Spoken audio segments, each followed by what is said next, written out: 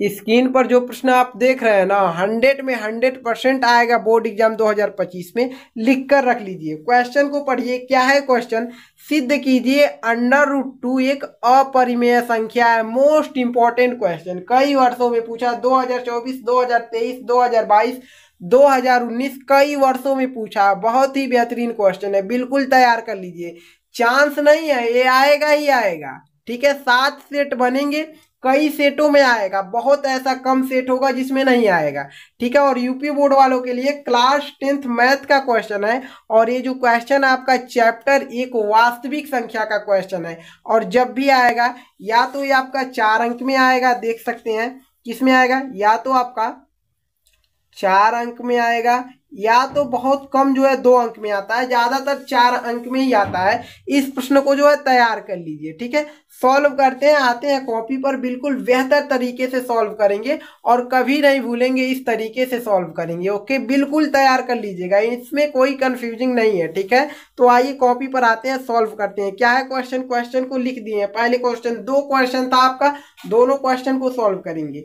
पहले क्वेश्चन को पढ़िए, क्या है, सिद्ध कीजिए कि √2 एक अपरिमेय संख्या है। सिद्ध करना है कि √2 जो है एक अपरिमेय संख्या है। तो हम क्या करेंगे, इसको मानेंगे, क्या मानेंगे, इसका अपोजिट मानेंगे। जो सिद्ध करना है उसका उल्टा मानेंगे, मतलब इसको हम परिमेय संख्या मानेंगे। तो हम यहाँ पर लिख देते हैं, यहाँ पर हमने हल लिखा, हल लिख देना है। उसके बाद यहाँ पर लिखेंगे माना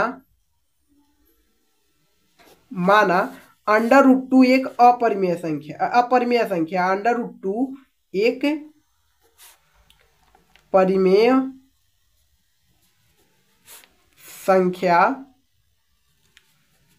है। हमने मान लिया √2 एक परिमेय संख्या है, इतना तो हमने मान लिया। ठीक है, इसके बाद जब हमने मान लिया कि √2 ये जो है एक परिमेय संख्या है, इसलिए हम यहाँ पर लिखेंगे, इसलिए √2 बराबर होगा किसके, P/Q के, A/B के बराबर कर देंगे, किसी परिमेय संख्या के। ठीक है, मतलब A/B के हम बराबर कर लेंगे, इसलिए √2 A बराबर A/B के बराबर है। ठीक है, बराबर है, यहाँ पर लिख लेंगे, जहां A और B, ठीक है, A और B सहअभाज्य संख्याएं हैं, सहअभाज्य, ठीक है, सहअभाज्य संख्याएं हैं, इतना लिख लेना है।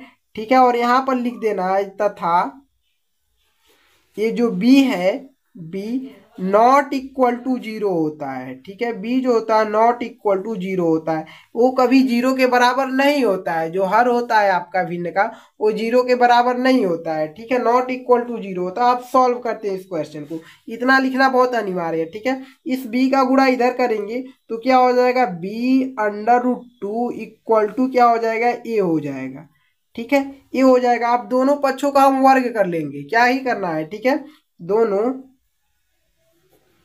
पक्षों का वर्ग करने पर, दोनों पक्षों का हम वर्ग करेंगे तो B√2 का इसका वर्ग कर लिए = A का वर्ग कर लेंगे। ठीक है, अब देखिए B का अगर स्क्वायर करेंगे तो B स्क्वायर हो जाएगा, √2 का अगर स्क्वायर करेंगे मतलब वर्ग करेंगे, स्क्वायर करेंगे तो अंडर से बाहर आ जाएगा, मतलब ये √ से बाहर आ गया, 2 मिल गया, और B का स्क्वायर किए तो B स्क्वायर मिल गया, = A का स्क्वायर किए तो A स्क्वायर मिल गया। ठीक है, 2 को उधर भेजेंगे। ठीक है, तो B स्क्वायर = इधर क्या मिला, A², B को उधर भेजेंगे, बटे में 2 हो जाएगा, सॉरी 2 को उधर भेजेंगे, हाँ 2 को उधर भेजेंगे, A² बटे में 2 हो जाएगा। इसको हम ले लेंगे समीकरण फर्स्ट, क्या ले लिए, इसको हम समीकरण फर्स्ट ले लिए ना। और समीकरण फर्स्ट में आप कुछ देख पा रहे हैं, बिल्कुल देख पा रहे होंगे कि जो आपका A² है 2 से विभाजित है, मतलब बटे में 2 है, 2 से विभाजित है। तो यहाँ पर लिखेंगे चूंकि क्या लिखेंगे, चूंकि लिखेंगे A², 2 से विभाजित है, इसलिए A² 2 से विभाजित है, इसलिए A भी 2 से विभाजित होगा। विभाजित मतलब स्क्वायर अगर हम हटा दें A रहे तो आपका A भी 2 से विभाजित होगा, A भी 2 से विभाजित है। अगर ए स्क्वायर 2 से विभाजित है तो आपका ए भी 2 से विभाजित होगा। ठीक है, इतना हो गया। अब इतना करने के बाद हम पुनः लिखेंगे, यहाँ पर आगे कर लें क्या, ज़्यादा बेहतर रहेगा। ठीक है, यहाँ पर कर लेते हैं ताकि जगह भी मिल जाएगा हम सबको। यहाँ पर लिखेंगे पुनः माना, यहाँ पर क्या मानेंगे, जो ए स्क्वायर 2 से विभाजित है ना, तो हम ए के बराबर 2 मान लेंगे। ठीक है, क्या मान लेते हैं, ए के बराबर 2। ठीक है, ए के हम बराबर क्या मान लेते हैं, 2। ठीक है, ए बराबर 2 हमने माना और एक पूर्णांक कुछ लिख लेते हैं, ए बराबर 2c मान लेते हैं, 2c। ठीक है, और c जो है, आप यहाँ पर अगर लिखना है c, तो c कोई पूर्णांक है। ठीक है, यहाँ पर लिख सकते हैं जहां c पूर्णांक है, इतना लिख लेंगे तो बेहतर रहेगा। अगर नहीं लिखेंगे तो भी कोई दिक्कत नहीं। ए बराबर 2c हमने मान लिया। ठीक है, ये तो आपको मानना ही पड़ेगा। देखना है किससे विभाजित है आपका ए स्क्वायर, जिससे विभाजित है, यानी ए से, यानी ए स्क्वायर था 2 से विभाजित है। ठीक है, तो इसलिए हम ए के बराबर हमने 2c मान लिया है। ठीक है, अब हम क्या करेंगे, ए का मान, इसी का मान, ए बराबर 2c जो है समीकरण फर्स्ट में रख देते हैं। ए बराबर 2c जो है समीकरण फर्स्ट में, ठीक है, रखने पर हम क्या करते हैं, समीकरण फर्स्ट में रख लेते हैं।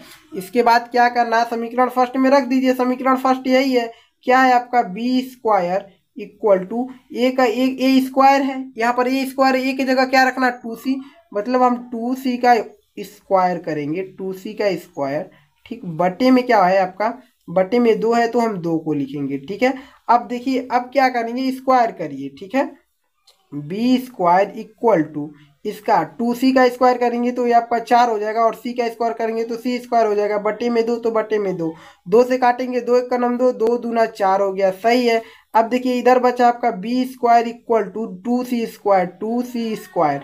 इसको अगर 2 को इधर भेजेंगे तो बी स्क्वायर हो जाएगा, और c बचेगा तो सीधा लिख लेते हैं, मतलब इधर लिख लेते हैं, बचेगा आपका c स्क्वायर। ठीक है, सी स्क्वायर इक्वल टू, अब 2 को हम इधर भेजेंगे तो बी स्क्वायर बटे में क्या बचेगा, 2 को जब हम इधर भेजेंगे तो बी स्क्वायर बटे में 2 हो जाएगा, और इसको हम ले लेंगे समीकरण 2, समीकरण 2 ले लेंगे।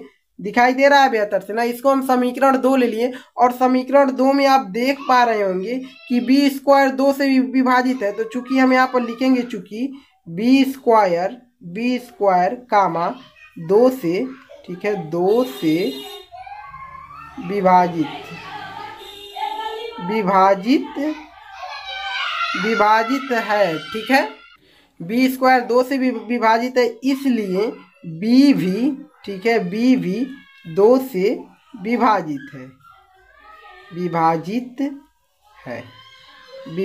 है। इतना करने के बाद देखिए अब क्या करना है आपको, यहाँ पर हम एक लाइन खींच देते हैं ताकि बेहतर रहेगा। अब क्या लिखना है, यहाँ पर देख सकते हैं, यहाँ पर हमने जहाँ लिखे थे ए और बी सभाज्य संख्याएं हैं, और सभाज्य संख्याओं के बारे में हम आपको नहीं बताएं, आपको पता भी होगा कि सभाज्य संख्या उन्हें कहते हैं जिनका मौसा 1 होता है, जिनका मौसा निकालने पर 1 निकलता है। ठीक है, उन्हीं को हम सभाज्य संख्याएं कहते हैं। यहाँ पर हम देख पा रहे हैं कि क्या देख पा रहे हैं, यहाँ पर हम देख पा रहे हैं कि अतः, यहाँ पर लिखेंगे अतः, ठीक है, लिखना पड़ेगा आपको, अतः 2 जो है बी, क्या लिखेंगे, 2 जो है आपका, ये जो 2 है आपका, ठीक है, जो 2 मिल रहा है, ए और बी दोनों का उभयनिष्ठ गुणनखंड है, क्योंकि ए स्क्वायर को भी विभाजित कर रहा है, ए को भी और बी को भी विभाजित कर रहा है। 2 जो है ए और बी दोनों का उभयनिष्ठ गुणनखंड है, तो यहाँ पर लिखते हैं 2 ए और बी। ठीक है, ए और बी, ठीक है, ए और बी दोनों का उभयनिष्ठ गुणनखंड है, दोनों का उभयनिष्ठ, ठीक है, गुणनखंड है, इन दोनों का उभयनिष्ठ गुणनखंड है, परंतु यह विरोधाभास है। ठीक है, यानी ये जो है विरोधाभास है, जो हमने माना है उसे परिमेय संख्या ना, परिमेय संख्या में ऐसा नहीं होता, परंतु ये विरोधाभास है, तो हम लिखेंगे परंतु परंतु यह विरोधाभास है। ठीक है, विरोधाभास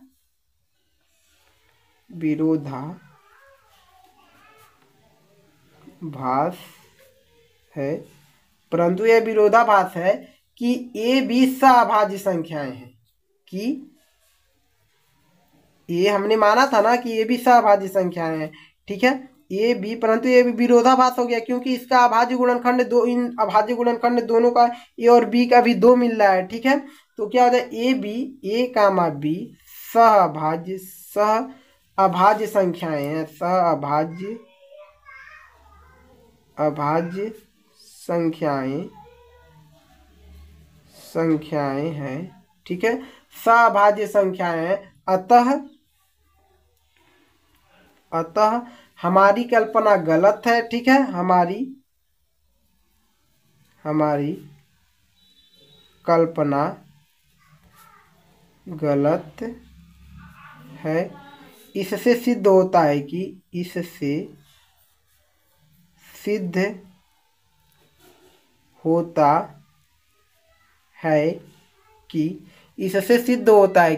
√2 एक अपरिमेय संख्या है। √2 एक अपरिमेय संख्या है। ठीक है, और इसके जो अगला प्रश्न है आप कर सकते हैं, बिल्कुल इसी तरीके से करना है। उसमें क्या है, सिद्ध कीजिए कि √3 एक अपरिमेय संख्या है। बिल्कुल इसी तरीके से करना है। अगर चाहते हो उसको भी कर देते, बट क्या ही दिक्कत है, जिस तरीके से इसको किए है बिल्कुल उसी तरीके से उसको भी करना है। बहुत ही बेहतर क्वेश्चन और बहुत आसान क्वेश्चन, सिंपल क्वेश्चन है। ठीक है, यानी सिद्ध कीजिए √3 एक अपरिमेय संख्या है। बहुत ही आसानी से कर लेंगे, जैसे जैसे इसको किए बिल्कुल वैसे वैसे उसको भी करना है। ओके, समझ गए आप सब। और फिर अगले वीडियो में किसी बेहतर क्वेश्चन के साथ मिलेंगे। ओके।